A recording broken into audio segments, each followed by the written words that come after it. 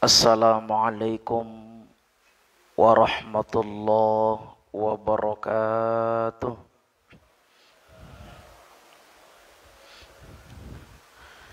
Bismillahirrahmanirrahim. Alhamdulillahi rabbil alamin.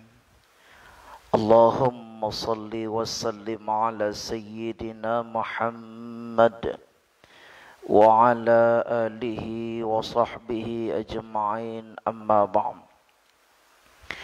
Para guru, para orang tua kami, kaum muslimin dan muslimat, jamaah salat subuh yang insyaallah kita semuanya dimuliakan Allah Subhanahu wa taala.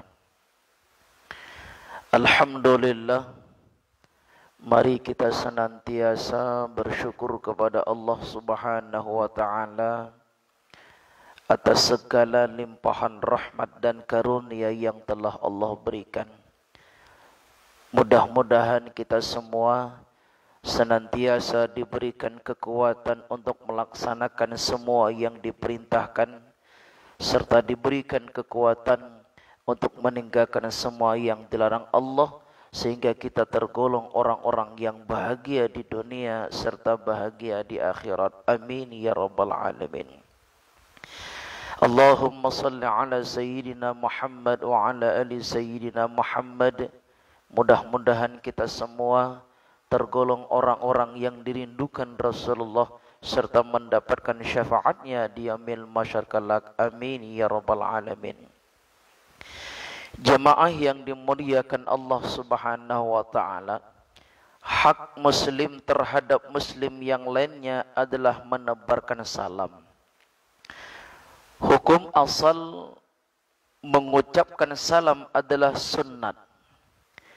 Kalau sekiranya orang itu banyak yang berjalan mengucapkan salam kepada yang diam, yang muda mengucapkan salam kepada yang tua.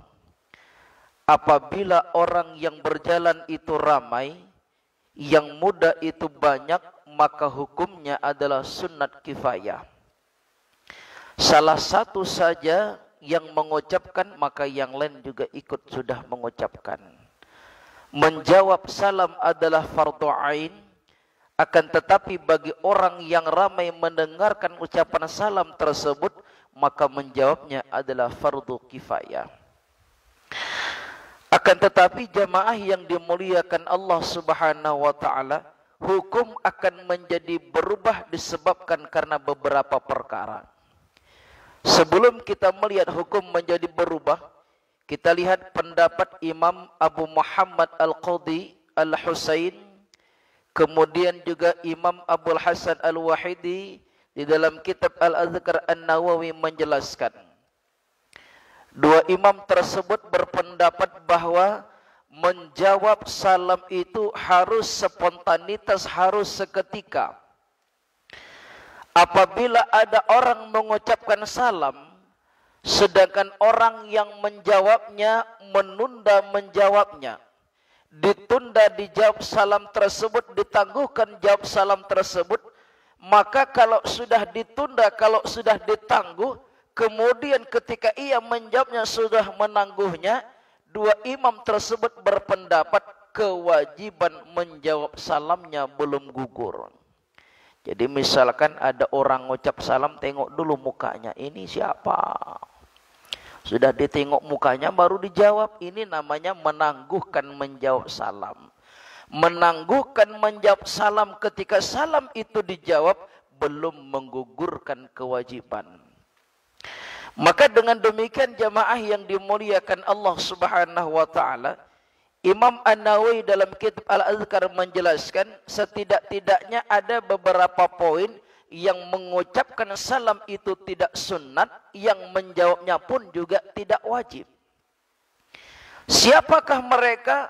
Pertama tentunya adalah orang yang sedang berada di kamar mandi. Sedang, mohon maaf, sedang buang air kecil kah, buang air besar kah? Orang yang berada di dalam tersebut kita yang di luar tidak sunat mengucapkan salam, dia di dalam pun juga tidak wajib menjawab salam.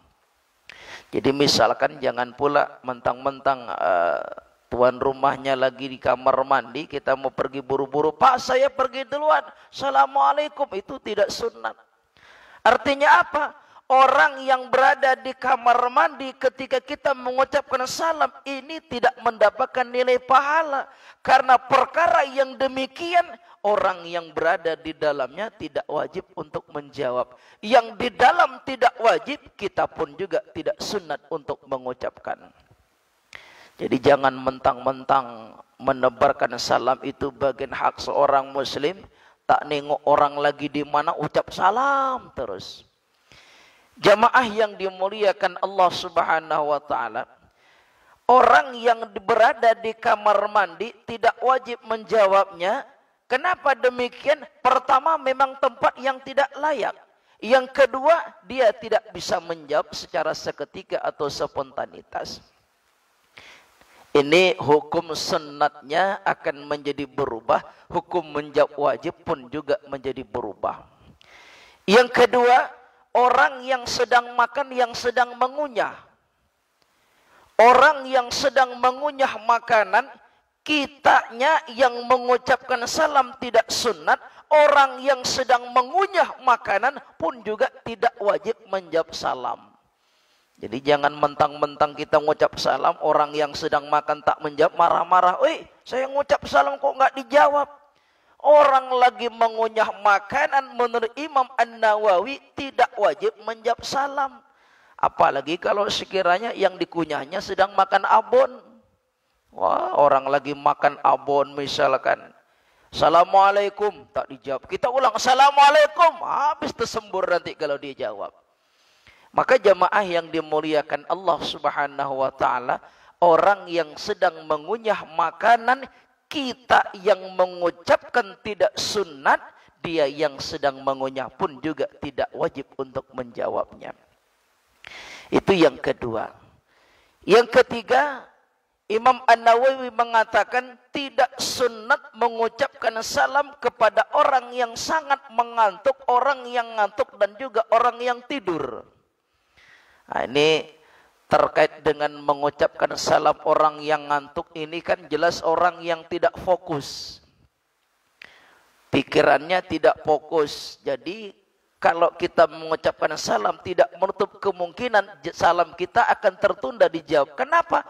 Orang pikiran tidak fokus lagi sedang ngantuk diucapkan salam. Apalagi orang yang tidur. Maka di sini jamaah yang dimuliakan Allah, kita perlu juga memahami konteks bagaimana pasnya mengucapkan salam. Kita di kendaraan misalkan, kita perhatikan, ini kalau saya mengucap salam, orang yang berselisih dengan kita dengar apa tidak? Sebab kadang-kadang ketika kita mengucap salam di kendaraan, orang itu juga berkendaraan, kita mengucap salam dikiranya menegurnya nyuruh berhenti. Pernah kejadian, ada orang yang mengucap salam, Assalamualaikum, yang satunya tidak mendengar secara jelas, mandang secara kaget, seakan-akan orang yang mengucap salam mungkin dianggapnya marah dengan dia. Berhenti bawa motor, akhirnya yang mengucap salam juga berhenti. Ujung-ujungnya basa-basi nanya kabar, padahal bukan nanya kabar. Maka di sini jamaah yang dimuliakan Allah Subhanahu wa taala, mengucapkan salam sunat hukumnya, menebarkan salam adalah bahagian kemuliaan, akan tetapi dilihat sisi-sisi tertentunya. Orang yang ngantuk tak perlu kita mengucapkan salam, itu bukan perkara yang sunat. Kemudian yang kedua, orang yang tidur. Bahkan Rasulullah sallallahu alaihi wasallam dijelaskan para sahabat, Rasulullah sallallahu alaihi wasallam ketika mengucapkan salam, kalau ada dalam majelis tersebut, kalau ada dalam rumah tersebut orang yang tertidur, baginda Rasulullah mengucapkan salam, suaranya, ucapan yang keluar dari mulut beliau tidak lebih didengar bagi orang yang terjaga saja. Nah, kita kadang-kadang lain cerita, Pak ya. Pokoknya sebelum salam itu dijawab, mau pengen keras. Apakah waktunya tidur atau tidak, tak perlu. Assalamualaikum. Tengok jam sudah jam 11 malam. Tak dijawab Assalamualaikum, lebih keras lagi. Etika yang diajarkan Rasulullah sallallahu alaihi wasallam, mengucapkan salam itu suaranya hanya terdengar bagi orang yang terjaga. Maka orang yang tidur tidak sunat bagi kita mengucapkan salam, karena memang bagi yang tidur itu tidak wajib menjawab salam. Jamaah yang dimuliakan Allah Subhanahu wa taala, ini kan hukum menjadi berubah disebabkan karena keadaan-keadaan tertentu. Maka walaupun mengucapkan salam, menebarkan salam adalah besar keutamaannya, kita perlu juga melihat dan menilai mana yang seharusnya kita ucapkan, mana seharusnya yang tak perlu kita ucapkan. Ketika kita memahami sunat mengucapkan salam pun juga perlu kita pahami, ada posisi-posisi tertentu yang orang itu tidak wajib menjawab salam. Pertama, anak kecil yang belum akal baligh, yang belum terkena kewajiban, tidak wajib menjawab salam. Maka kalau kita mengucapkan salam kepada anak kecil, yang tujuan kita adalah pertama menebarkan syiar mengajarkan agama Islam, yang kedua tujuan kita adalah bagaimana menebarkan salam ini menjadi budaya Islam yang sangat luar biasa. Akan tetapi ketika untuk anak kecil yang belum akil baligh, tidak wajib baginya kita mengucapkan salam. Gak usah marah kalau salam tak dijawab. Kita sudah tua ketemu anak kecil, Assalamualaikum anak-anak. Oh, tak dijawab, marah. Kamu ini salam itu wajib. Bagi mereka belum ada kewajiban. Jamaah yang dimuliakan Allah, anak kecil yang belum ada kewajiban, maka tidak wajib bagi mereka menjawab salam. Ketika kita mengucapkan salam, andaikan tidak dijawab, maka tidak menjadi mengapa. Kenapa? Mereka belum terkena kewajiban.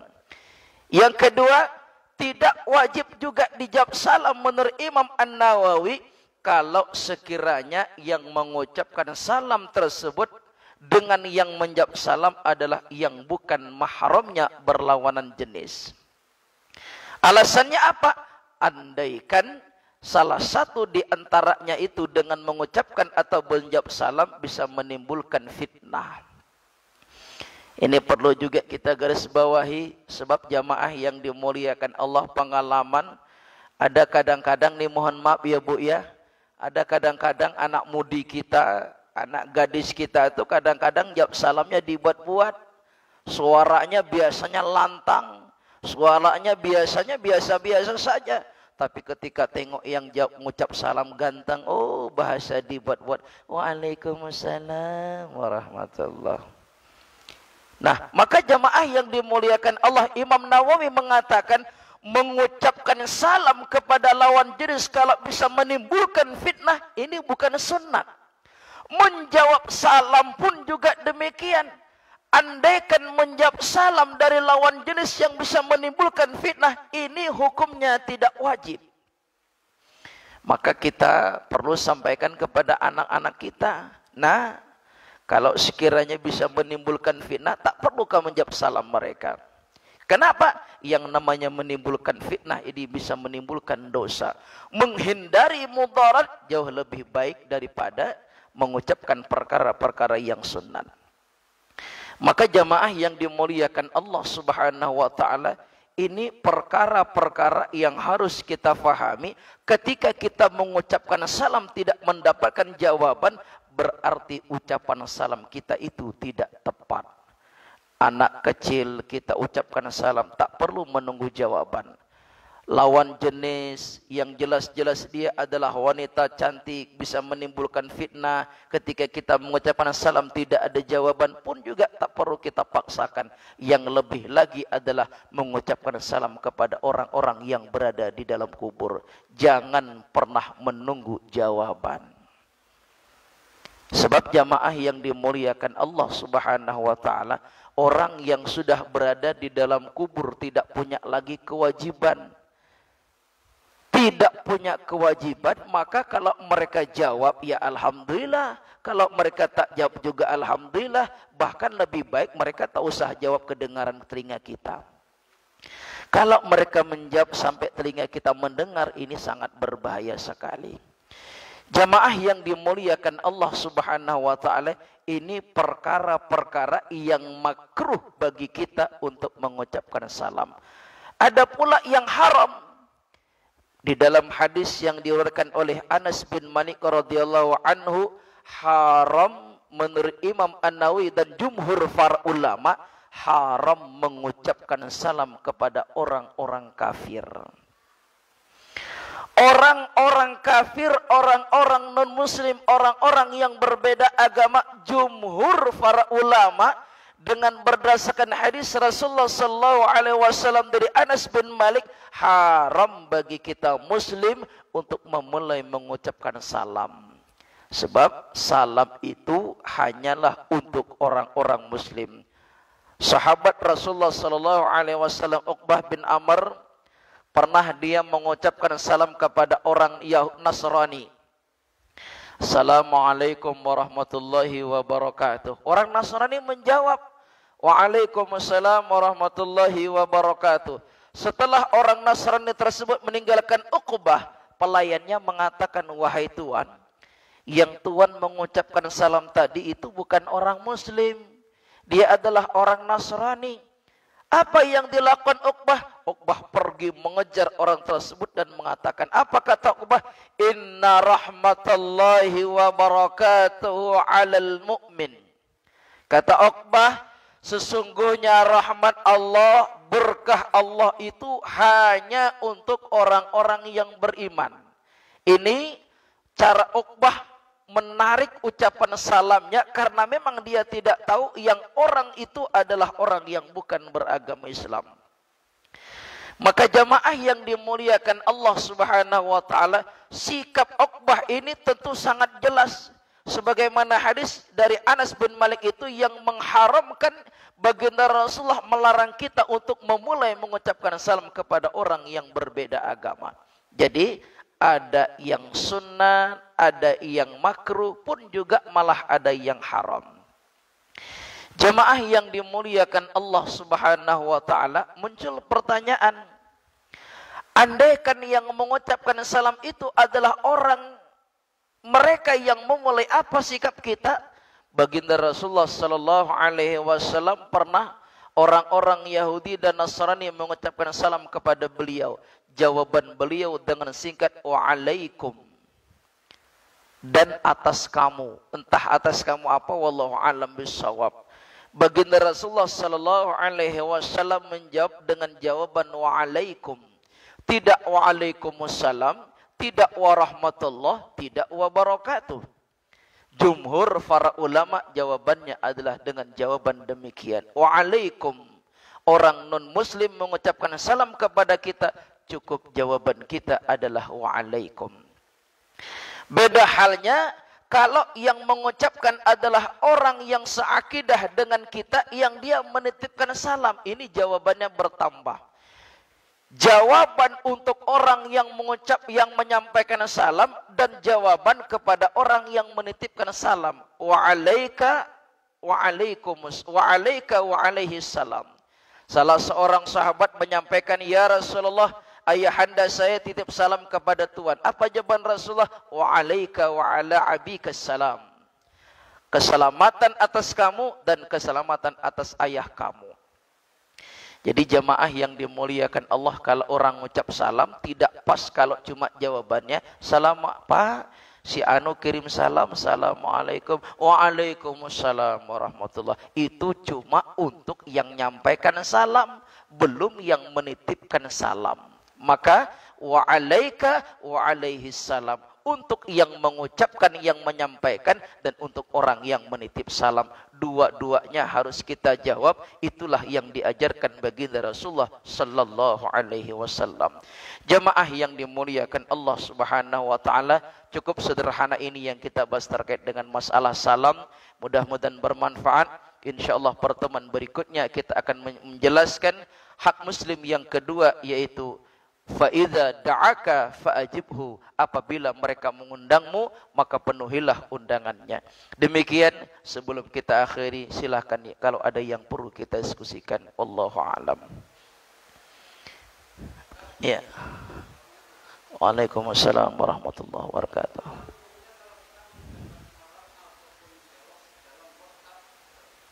Iya. Salam dalam bentuk tulisan, maka kita jawab pula dengan tulisan. Karena kalau dengan suara tak kedengaran. Jadi salam dalam bentuk tulisan kita jawab pula dengan tulisan. Salam dalam bentuk surat pun juga kita jawab dalam bentuk surat. Ini jelas pendapat para ulama tidak mempermasalahkan. Jadi kalau misalkan orang kirim salam melalui WA, ya kita jawab. Tapi Pak, salamnya itu Pak bukan salam, askum. Ada pula ASS. Ada pula, itu kan bukan salam namanya. Ya. Cuma kalau sekiranya kita hendak berdakwah, hendak meluruskan, itu lebih baik. Misalkan ASS-kum. Itu kan bacaannya askum. Ada pula ASS. Tak bisa diucapkan Assalamualaikum. Bukan, cuma ASS. Kita luruskan. Assalamualaikum warahmatullahi wabarakatuh. Jawab Waalaikumsalam warahmatullahi. Itu lebih baik. Jadi kalau sekiranya mengucapkan salam, mengucapkan seperti itu tak perlu dijawab, Pak. Cuma kalau kita bahagian ingin mengingatkan, mengajarkan, tidak apa-apa. Ya itu kan bukan salam. Mana ada salam askum, ASS, apalagi. Memang zaman sekarang keren-keren, Pak. Semuanya serba singkat. Bahkan dalam doa pun kadang-kadang disingkat orang. Wah, selamatnya sudah menikah, semoga samawa. Bayangin, Pak. Memang luar biasa zaman sekarang ini, Pak. Salam disingkat, doa pun juga disingkat. Semoga rumah tangga kamu sakinah mawaddah warahmah. Apa salahnya? Singkat. Semoga samawa. Tahu arti samawa, Pak? Mungkin malaikat yang tak pernah belajar samawa pening juga dia, Pak. Kata malaikat, ini doa apa ini? Ini doa terbaru kayaknya ini. Samawa. Rupanya sekali malaikat buka WA, rupanya samawa itu sakinah mawaddah warahmah. Wallah. Memang zaman sekarang terlalu keren, berlebih-lebih kerennya. Salam pakai askum, ASS. Semoga sakinah mawaddah warahmah pakai samawa. Itu dia. Jadi jamaah yang dimuliakan Allah Subhanahu wa taala, bagi kita penting meluruskan generasi-generasi kita.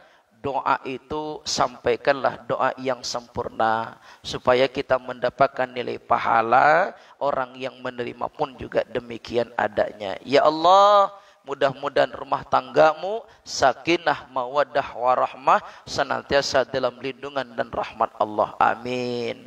Semoga rumah tanggamu samawa. Kira-kira jawabannya apa itu, Pak? Itu dia. Entah amin, ambil, entah apa tak tahulah. Samawa doanya. Wallahu a'lam. Ya. Ya. Waalaikumsalam warahmatullahi wabarakatuh.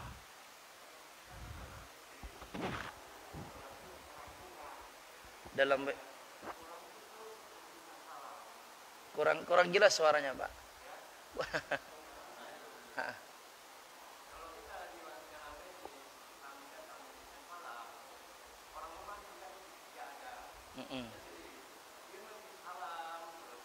Ya, iya. Karena memang bagi kita itu tidak wajib menjawabnya, kita kasih kode, gitu saja, Pak, nggak apa-apa. Ya, orang yang mengucapkan salam juga harus paham. Makanya kan etikanya itu kan 3 kali mengucapkan salam, kalau tak dijawab-jawab jangan lagi, pulang dulu, nanti baru datang lagi. Cuma kadang-kadang kan lain, Pak, masyarakat kita. Assalamualaikum. Mungkin di dapur agaknya. Kita ini kan luar biasa baik sangkanya. Orang kita ini baik sangkanya itu yang luar biasa. Sudah jelas tuntunan Rasulullah 3 kali ucap salam tak dijawab-jawab berarti tak dapat izin. Nanti dulu nggak usah paksa. Kita kan baik sangkanya tinggi. Assalamualaikum tak dijawab. Oh mungkin di belakang tak dengar. Assalamualaikum 2 kali. Oh tak dengar juga. Assalamualaikum. Oh mungkin dia masih di belakang tak dengar. Itu luar biasanya kita. Padahal orang lagi sholat. Mohon maaf jemaah yang dimuliakan Allah. Mohon maaf. Sebenarnya dalam kitab Al-Azkar itu banyak perkara-perkara yang hukumnya makruh. Mohon maaf, Orang yang berhubungan suami istri itu juga tidak wajib menjawab salam. Kitanya pun juga makruh mengucapkan salam. Jadi kalau misalkan ada orang tak menjawab salam, kita harus pahamlah. Oh, mungkin ya sudah 3 kali mengucapkan salam tak dijawab-jawab. Oh, mungkin lagi tak sehat. Mungkin. Nah, maka ketika kita sedang berada di tempat yang demikian, berbicara juga tidak boleh. Adabnya dalam kamar mandi, dalam WC itu kan tidak berbicara juga, apalagi ucapkan salam. Tapi kalau sekiranya misalkan menurut kita sangat penting kedatangan orang tersebut, cukup kita kasih kado. Yup, sudah selesai. Artinya masih ada orang hidup di dalamnya itu, Pak. Wallahu a'lam. Ya. Ada lagi, Pak? Ada, Pak? Baik jamaah yang dimuliakan Allah Subhanahu wa taala, kalau tidak ada cukup demikian, insyaallah pertemuan berikutnya kita lanjutkan hak yang kedua, fa idza da'aka fa'ajibhu, apabila diundang maka hadirilah. Terkait dengan menghadiri undangan pun juga akan kita lihat hukumnya akan berbeda-beda. Kita sering mengedepankan hukumnya wajib, padahal hukum bisa berubah disebabkan karena kondisi-kondisi tertentu. InsyaAllah pertemuan selanjutnya akan kita bahas. Na'udzubillahi minasyaitonirrajim. Bismillahirrahmanirrahim. Alhamdulillahi rabbil alamin. Allahumma salli ala sayyidina Muhammad wa ala ali sayyidina Muhammad. La ilaha illa anta subhanaka inna kunna minadh dhalimin. Allahumma inna nas'aluka ilman nafi'a. Allahumma arinal haqqa haqqa warzuqna ittiba'ah, wa arinal batila batila warzuqna ijtinabah. Allahumma ij'al hadza jam'ana jam'an marhuma wa tafarruqana min ba'di hadza tafarruqan ma'suma.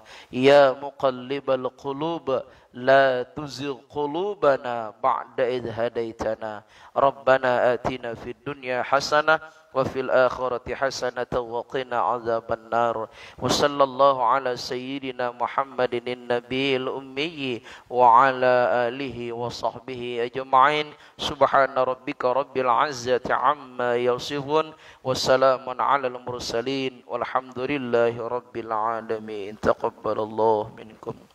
Demikian, mudah-mudahan pertemuan kita bermanfaat. Subhanakallahumma wa bihamdika asyhadu an la ilaha illa anta astaghfiruka wa atubu ilaik. Wassalamualaikum warahmatullahi wabarakatuh.